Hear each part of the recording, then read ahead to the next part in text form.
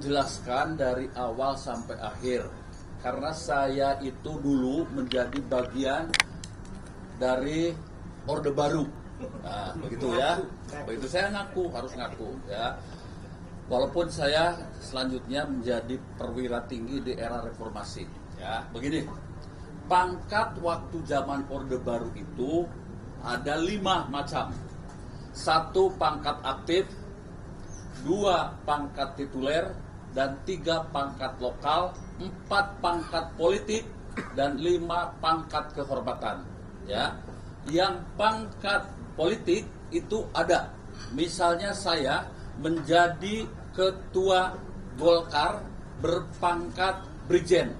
Lalu saya diangkat menjadi ketua Golkar di DPD provinsi. Otomatis pangkat saya naik dari Brigjen menjadi Majen. Bahkan kalau di DKI, pangkat saya bisa naik menjadi Letjen. Itu pangkat politik zaman dulu, ya. Kalau pangkat kehormatan itu banyak, ya. Yang tadinya berpangkat mayor purnawirawan naik menjadi letkol atau letnan kolonel purnawirawan. Majen Pur naik menjadi Letjen Pur. Itu zaman dulu. Lah, kemudian ketika saya sekretaris militer, ya, dibuatlah undang-undang bersama dengan DPR. Lahirlah Undang-Undang Nomor 34 Tahun 2004. Pangkat hanya tinggal 3. 1 pangkat aktif bagi mereka prajurit aktif. Sersan, letnan, mayor yang masih aktif, bukan pensiun. Yang kedua, pangkat tituler. Itu lebih banyak kepada pangkat sesaat, kehormatan karena kepentingannya. Ya, kita lihat ada letnan kolonel, ya. Ya sudah, itu sah, ya. Dan yang ketiga, pangkat lokal. Ya. Pangkat lokal itu misalnya saja hanya mungkin 1 hari bisa. Misalnya ada seorang hakim yang akan mengadili militer, hakim militer ya, mengadili pangkat mayor. Dia hakimnya kapten. Dia bisa dinaikkan menjadi mayor atau jadi letnan kolonel supaya terdakwanya lebih rendah dari hakim. Oke, ya. Hanya itu saja menurut Undang-Undang Nomor 34 2004 sehingga tidak dikenal pangkat kehormatan. Oke, sekarang tahun 2009 dibuatlah ya Undang-Undang Nomor 20 ya, Nomor 20 tahun 2009 ya. Itu ada di dalam pasal 33B. Coba dilihat nanti ya.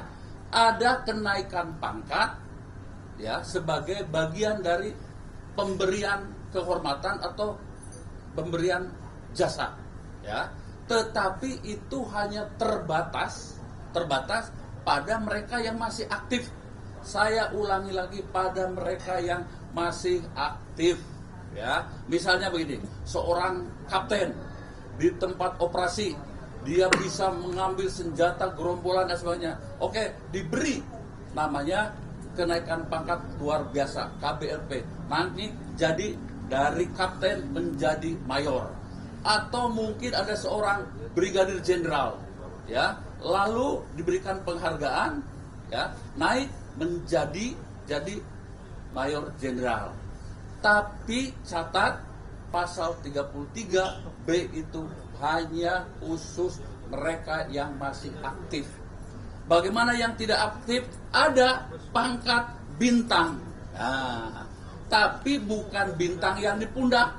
Tolong dicatat ini, pembuat keputusan di pemerintah. Bukan bintang di pundak. Apa itu?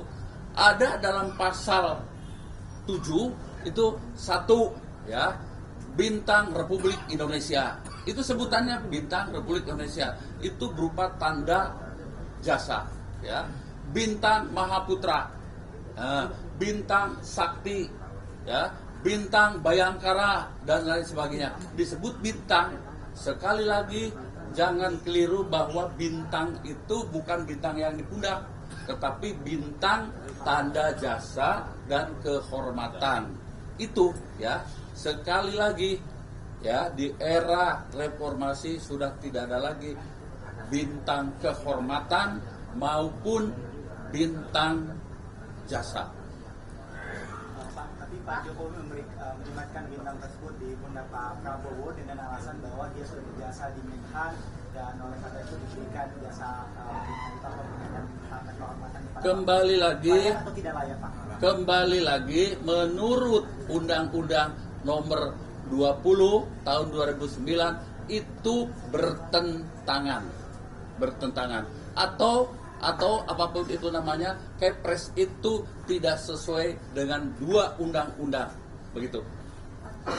izin Pak, Ya. Delvira dari Sana.com, apakah pemberian kenaikan pangkat ini menurut Bapak melihatnya bertujuan untuk menghapus beban atau dosa masa lalu Pak Prabowo nggak?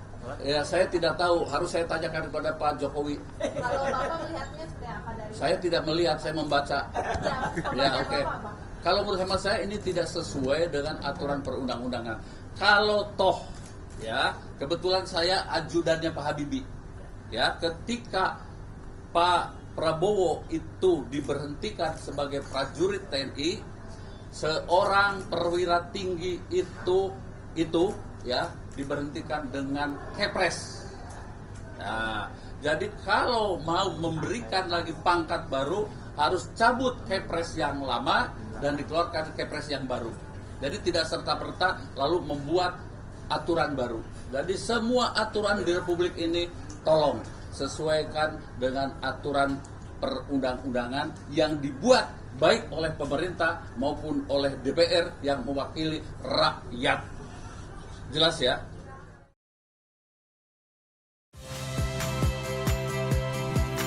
Saya Valeria Bella. Saksikan program-program Kompas TV melalui siaran digital, pay TV, dan media streaming lainnya. Kompas TV, independen, terpercaya.